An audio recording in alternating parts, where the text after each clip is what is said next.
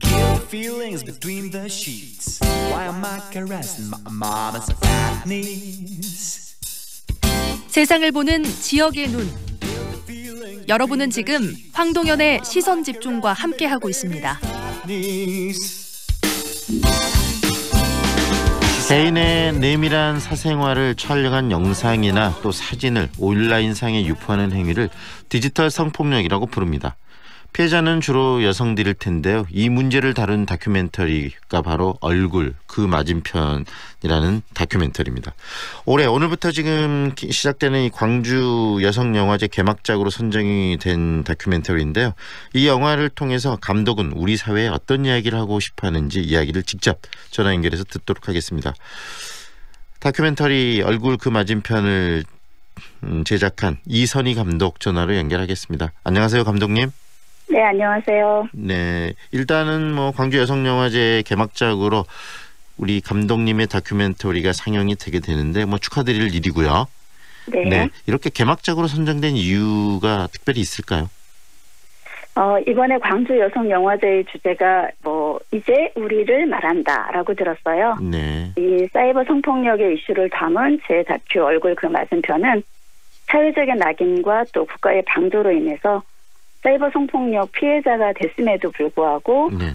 목소리와 얼굴을 잃어버린 여성들의 이야기를 다큐 전면에 내세우고 있어요. 네. 그래서 그 여성들의 목소리와 얼굴을 되찾는 활동을 하는 여성들의 성장 드라마이거든요. 네. 그래서 아마 주제와 부합해서 개막작으로 선정되지 않았을까 생각합니다. 네, 본격적으로 여성들의 목소리를 내고 있는 부분들, 그리고 또 그런 부분들이 어떻게 보면 이 성이라는 부분에 있어서 여성이 굉장히 피해를 많이 받아온 게 우리 사회의 현실 아니겠습니까? 네네. 특히 방금 감독님도 말씀하신 이 사이버 성폭력은 굉장히 문제가 많은 부분인데 특히 피해 여성들은 너무나 상처들이 큰데 그런 부분들이 제대로 좀 해결되지 않아서 안타까운데요. 이 네네. 얼굴 그 맞은편이라는 이 제목도 그런 의미를 좀 담은 것 같은데 좀 더 구체적으로 왜 이 제목을 선택하셨는지 좀 들려주시죠. 네. 그 사이버 성폭력 같은 경우에 영상이 피해자의 얼굴이나 신체의 이미지만 나오게 돼요. 왜냐하면 가해자가 촬영하게 되니까요. 네. 사람들은 이 피해자의 얼굴에만 주목합니다. 그래서 얼굴로 상징되는 신상을 털고 또 피해자에게 온갖 낙인의 이미지를 더 씌우죠. 하지만 이 영화는 피해자의 얼굴에 주목해서는 안 된다.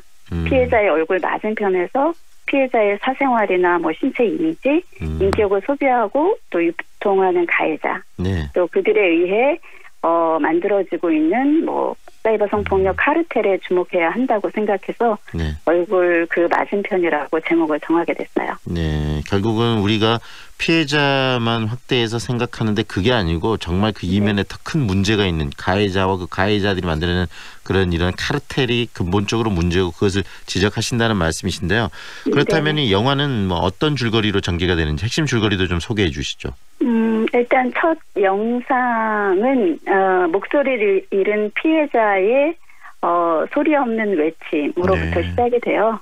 그래서 이 여성이 사회로부터 격리돼서 바깥 세상으로 나가고 싶어하는 그런 이미지 그리고 자막으로 시작을 하게 되고요. 네. 그러나 이 여성의 소리 없는 비명에 공감하는 언제 어디서 또 다른 피해를 입을 수 있는 다른 여성들이 자신이 할 수 있는 일을 하나하나 찾아가는 이야기로 이제 이야기가 진행이 되고요. 네. 처음에는 굉장히 어설프게 이 문제를 사회 이슈로 고발하기 위해서 활동을 하지만 네. 이 과정에서 이 여성들이 국가가 도대체 이 문제에 대해서 어떻게 바라보고 있는지 또 어떤 방조를 했는지 네. 그리고 성폭력이 거대한 카르텔로 구축되고 있는지에 대해서 아주 차분하지만 낱낱하게 고발하고 있어요. 그래서 정말 초보 활동가들인데요. 이제 영상을 보게 되면 네네. 그러나 영상 마지막에 가면 정말 어떤 전사로 성장하게 되는 과정이 보여지고 그것이 이제 관객들로 하여금 네. 대단한 공감을 얻게 했던 것 같아요. 네, 드라마적인 요소도 굉장히 많다는 생각이 드는데 네. 이런 영상들을 다큐멘터리 형식을 취해서 이렇게 만들어가신 특별한 이유가 있으십니까?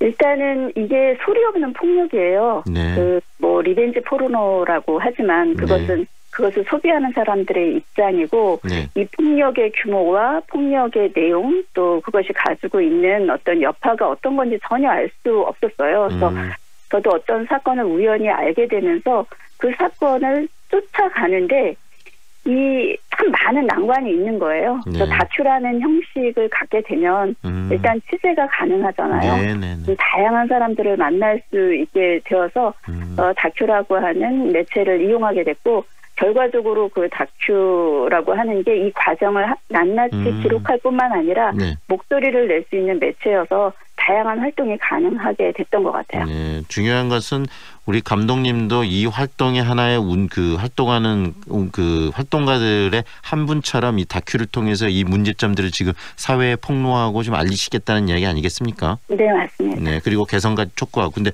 우리 사회가 이 오랜 그 남성 중심의 구조 사회 속에 있기 때문에 이런 여성의 피해에 대해서 더 이런 것들을 좀 더 함께 공감하는 능력들이 좀 많이 부족하지 않나라는 생각도 드는데요.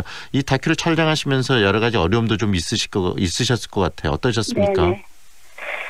일단은 뭐 다큐라고 하는 매체가 이렇게 대중들에게 일단 쉽게 다가가는 매체가 아니어서 네. 이 모든 전 과정을 기록하고 영화로 만들어도 과연 관객들이 이것을 볼 수 있을까라고 하는 기본적인 어떤 걱정, 두려움을 네. 가지고 있었고요. 네. 그리고 또 1인 다큐 독립 영화 감독이기 때문에 네네. 경제적으로도 그리고 여러 가지 어떤 그 인적 자원 이런 것들이 부족해서 그것이 가장 많이 힘들었는데 이 출연자와 감독이라고 할 수 있는 저가 서로 분리되어 있지 않고 완전히 그 공동체의 형태로 이 작업에 몰두하게 되다 보니까 그나마 그 어려움들을 좀 해결하고 갔었던 것 같아요. 네, 이 여러 가지 활동가들의 모습도 또 여러 가지 문제를 제기하면서 또 활동도 하시지만 이 다큐도 이런 것들을 표현하는 하나의 방식이라는 말씀이시기도 할 텐데요. 네. 지금 현재 이 다큐를 하면서 직접 또 느끼고 경험을 하셨을 텐데 여러 가지 이 디지털 성폭력의 어떤 피해 수준 우리나라 지금 어떻던가요? 그러니까 제가 이거를 처음 시작할 때가 2014년이었거든요. 네. 근데 저는 어떤 한 여성의 사례를 알게 되어서 어떤 생각이었냐면 진짜 너무 어떻게 이런 비참한 일을 당했을까? 상대방 남자친구는 어쩜 저렇게 나쁜 사람일까? 네. 이렇게 사적인 문제로 알게 됐었어요. 네. 근데 이게 자료를 찾다 보니까 그 해만 해도 피해자가 나의 그 피해 사실을 방송통신심의위원회에 요청을 해서 삭제해달라고 한 건수가 네. 3,500명이 넘거든요. 네. 그리고 2016년에는 7,000명 정도가 넘고 네. 이렇게 사이버 성폭력 피해 영상이 엄청나게 많이 네네. 실제로는 있었다. 그러니까 소리가 없었기 때문에 이 피해자의 규모가 어느 정도인지 몰랐지만 다큐를 취재하면서 야 이게 정말 남의 문제가 아닐 수 있구나라고 하는 거고 그것을 대표적으로 표현해주고 있는 게 이 주무부서가 방송통신심의위원회거든요. 네네. 이 방송통신심의위원회 현재 내 영상을 지워달라라고 해서 신고된 누적 건수와 네. 영상 수가 30만 건이 넘거든요. 30만 건이었네. 네네. 30만 건의 피해가 여전히 있다라고 하는 거죠. 그런데 그런 부분들이 네네. 네, 문제는 이 불법 촬영 유포된 범죄의 경우에는 피해자가 자신이 피해를 받았다는 사실조차 모르는 경우가 더 많아요. 네네. 그래서 가해자를 잡고 가해자의 증거 매체를 조사하다 보니까요. 스마트폰이나 이런 거를 하다 보면 피해자를 특정할 수 없는 그 피해들이 있어요. 이런 게 너무나 많아서 실제로 피해 규모는 지금 국가가 또 시민단체도 사실은 정확하게 인지하지 못하고 있다는 게 사실이 아닐까 이렇게 보고 있어요. 그렇기 때문에 이 불법 촬영이나 유포에 대한 피해 공포 나도 피해자가 될 수 있다라고 하는 공포가 여성 전반에게 굉장히 높은 거죠. 굉장히 큰 여성들 전반적으로 갖고 있는 공포일 수 있겠다는 생각이 드는데 이 부분이 정말 국가가 이제 좀 적극적으로 나서서 방금 이야기한 것처럼 인터넷으로 돌아다니는 그런 어떤 영상물이나 이런 것을 적극적으로 좀 지우는 작업도 필요할 것 같고요.